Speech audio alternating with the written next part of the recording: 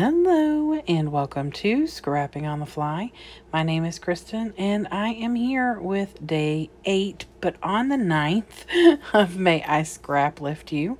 And this is Julie Taylor, Julie 9699, and I love this layout and all the little bits and pieces that can get used creating this lift. So I have some main full papers for the Sweet Rush collection, but I also have some branding strips and a couple random scraps, and I'd love to get a lot of this used up, or even some of it for that matter. So that is my plan. Is I pulled those bits and pieces out, no full papers except for the full 12 by 12 solid white cardstock. I pulled a bunch of things out of my ephemera that I'm pretty sure I use almost all but 1 or 2 of. And I've already pulled some things out of the different chipboard, puffy, and sticker sheets. And I have this embellishment right here.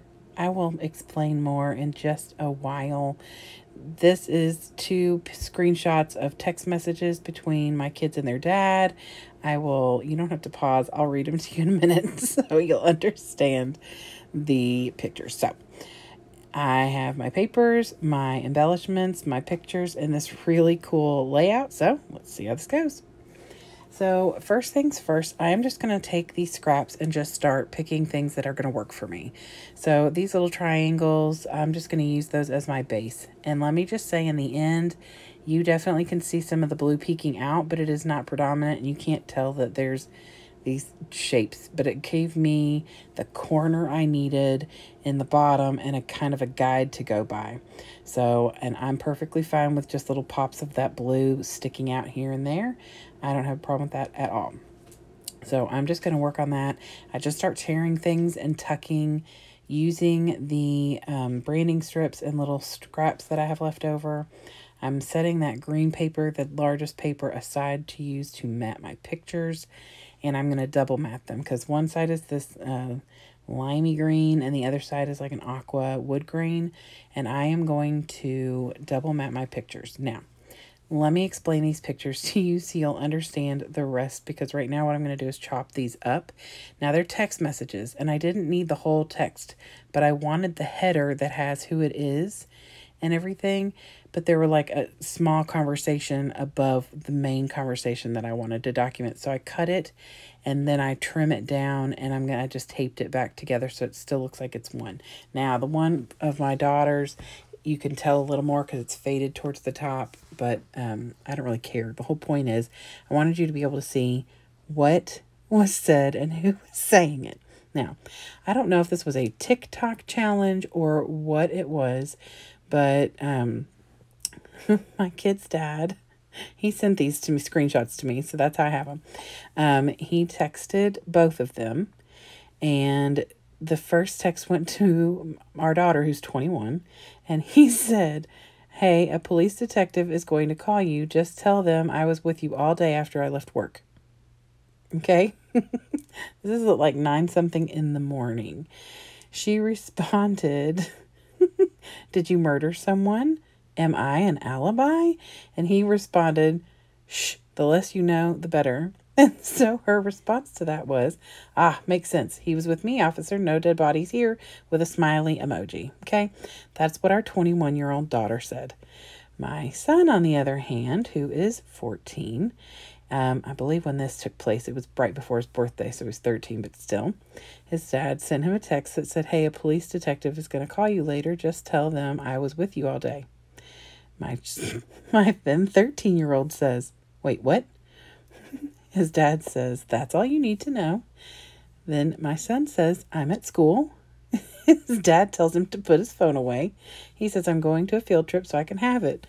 And then his response is, "It's a joke, son. You won't be getting a call." And our son said, "Oh, thank God you scared me."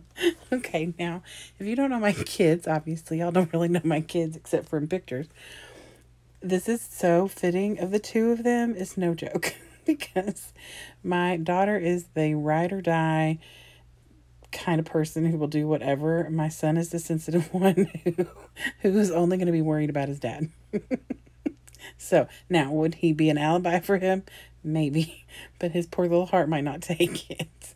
But the fact that the two of them responded in such odd ways and so fitting of the two of them. Their dad sent it to me and said, like, something to me about, this is what you needed to see or something like that. And I read them and I just about lost it. Now, is it an odd thing to do to your children? Yep. But it was pretty entertaining and I had to document the moment. So I printed the screenshots and, like I said, cut them up and fixed them to where you can see who they're from and the time and all that kind of stuff. And I don't think the date's on either one of them. It just has like today on there because he sent them to me the day it happened. So I'm going to put the date on here because I have that written down. Anywho, yes, my family's nuts. And I'm thrilled that I still have a relationship with their dad that is one where we can communicate like this and still have, entertaining conversations, and our kids still have quality time with their dad, not just talking about being his alibi. So, anywho, while I was explaining the pictures, I finished up adding all of the little strips and bits here, there, and the other. And I tried to make it kind of even. So I put, if there was something on one side, I typically would tuck it in on the other side as well. Except for that love this, do all the things at the bottom. I obviously don't want to put the words sideways. And then I'm going to start using the embellishments. So I have that little tab up at the top that says important stuff. And then I tuck this little ticket in over here. I just thought the ticket kind of was fitting for the whole, being arrested kind of thing. I don't know. I just wanted to add some of those kinds of things in here. And then a lot of it is just kind of playful, do all the things. You are a limited edition favorite. Hey guys, just kind of adding little words and things around. In the bottom corner, I think I've put it down there already. It says get out and try new things. So a lot of it's tongue in cheek. A lot of it's just being funny. Like I said, I put one on the chipboard piece on there that says captured. I felt like that was pretty funny. So, yep, this was a fun layout to create. The content, the creation, all of it was a lot of fun. And I had a lot of laughs just, pulling things for this and thinking about, how it would fit. I have something on there that says free to roam, document the moments. I was going to put some butterflies on here because, if he's got an alibi, he'll be free. I don't know. But by no means am I making light of people that are criminals, but I'm just, anywho, sorry you all. I think I've had a tickle bug going on.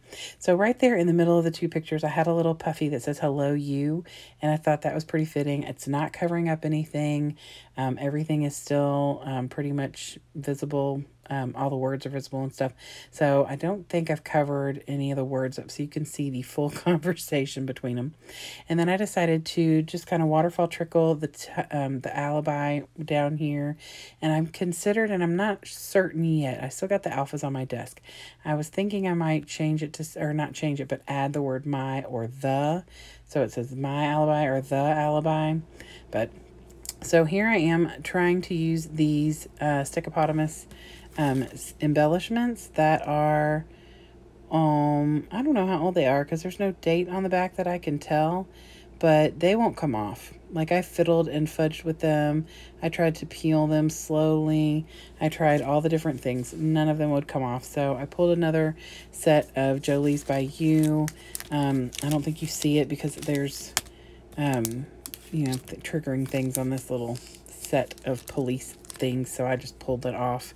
But I have pulled off handcuffs, the radio, and a little police badge. So I'm just going to tuck those in. And then she has some splatters on hers.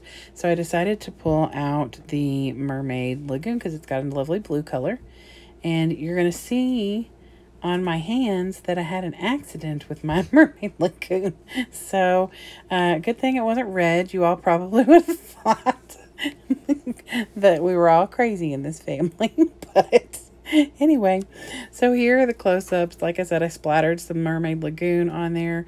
My intention was to kind of keep at the top and the bottom, but it kind of splattered everywhere. And I'm okay with that, considering how much more of a disaster it could have been based on my hands. And you're going to see my hands when I do my little wave goodbye.